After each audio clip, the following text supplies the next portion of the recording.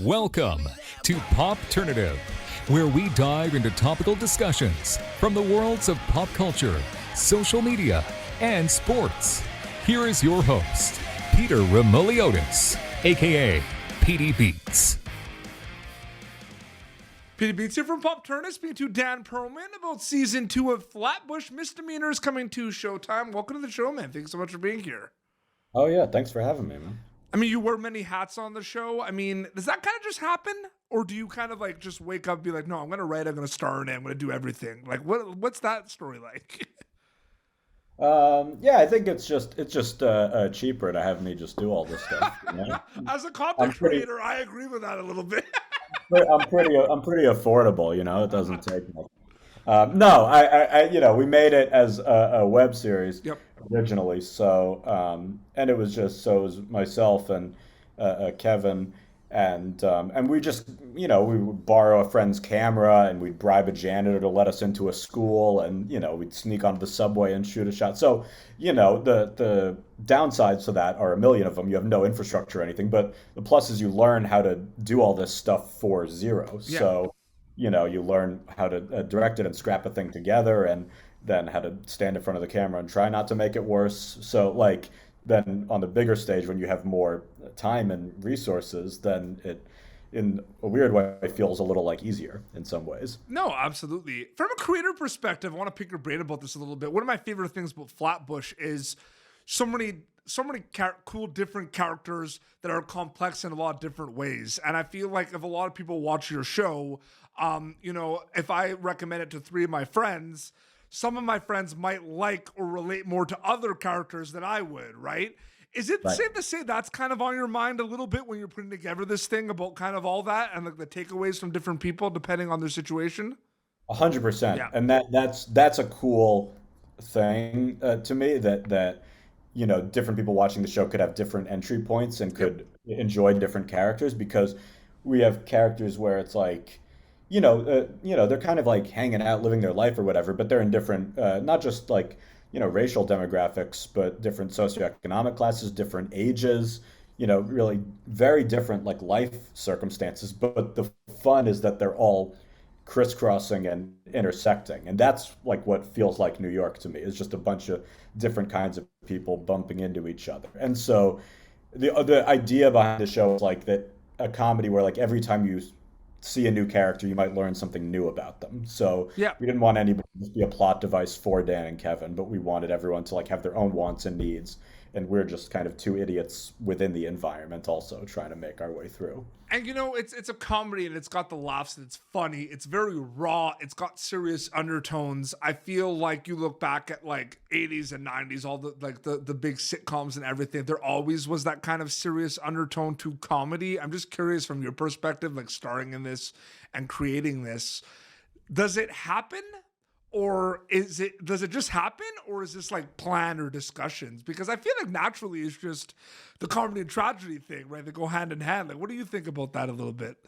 Yeah, I mean, the tone is definitely something I probably care about Yep. the most, of just maintaining that good balance. And for me, like, I think I was just talking with a friend about this, that I think like the best comedies like have some dramatic elements in them, and the best dramas have some comedy, like are very funny. Like Yep. Sopranos, Succession, like these are like shows that are very funny at times, and so it's fun to just find that balance. And I think like, yeah, it's intentional, and the key is like the more you can just like live with the characters and be with them in a grounded and real way, and have the jokes come through them, and Yeah. not have jokes that are just like, I think most sitcoms, it can be interchangeable, like you could say that joke or I could say that joke. It doesn't matter because the characters aren't super defined. But the more we do that, I think the more we can balance it. So whatever lines that are coming through, whether it's serious or heartfelt or funny, it just makes it hit more. It's so interesting when you say about Sopranos and Succession. I see that a lot in horror movies now too, because I'm a big horror movie guy, but I love all the Yeah. natural kind of genre bending that happens. You go back, you watch a horror movie, there's like a character in it that like, he's not supposed to be funny, but he's just kind of awkward and he just makes you laugh, Yeah, yeah, and it takes you out of it a little bit, and it's that tension release, and so that's so fun to have that in moments, the diffusing of it, or the like, oh, you think this is a joke, but then, oh, actually there is this real thing underneath, whether it's like Kareem or something. It's just like you can find these, when you can find those little moments, it makes it like so much more rewarding. Season 2 dropping on Showtime on Friday. We're jumping right back to where we were. Basically, the story's kind of expanding. We're finding out what happens to a lot of the characters. Is it a combination of kind of making it better than season 1 and kind of progressing the storylines a little bit for you, or is the main focus kind of how are we going to make this better than season 1 specifically? I don't know. I don't know that it's a conscious of like, let's make this better, as much as like, well, it's the benefit is you figure out what is working in Well, I feel season. like that's always going to come to mind, right? When you want to make Right. it's never going to leave, right? Like you want to, like it's going to happen. You want to make Yeah, it bigger, better. It's going to happen. Yeah, you always want to improve it, and you have the benefit of experience. So you're like, oh, these two characters work really well together, Yes. and these two, oh, I wish we'd done more with that, or we could expand that storyline, or that's really funny, and or that one didn't work as much. So it's like you could expand that, and for me, the most fun is when the characters intersect. So when we find these characters who would seemingly have no reason to interact, like Dan and Drew and Zaina and Kareem, and when we can cross all of them, like that's really fun for me because Yep. that feels super rewarding and like surprising, and you don't know how it's gonna go. Oh, absolutely. Have you it's pretty crazy. This thing was a web series, a YouTube series. Boom, goes on Showtime for season, like goes on Showtime. See, it gets announced that you guys are good to go. You guys are going to do a season 2. You make it, you shoot it, you wrap. Dates for announcements come out when it's coming out. I mean, it's pretty crazy that it's like actually like coming out soon, right? Like it's weird. It's a weird. Well, it will never not be weird, right? Like finally, what you kind of worked on is going to be out there for the masses. Like what are those release dates like for you specifically?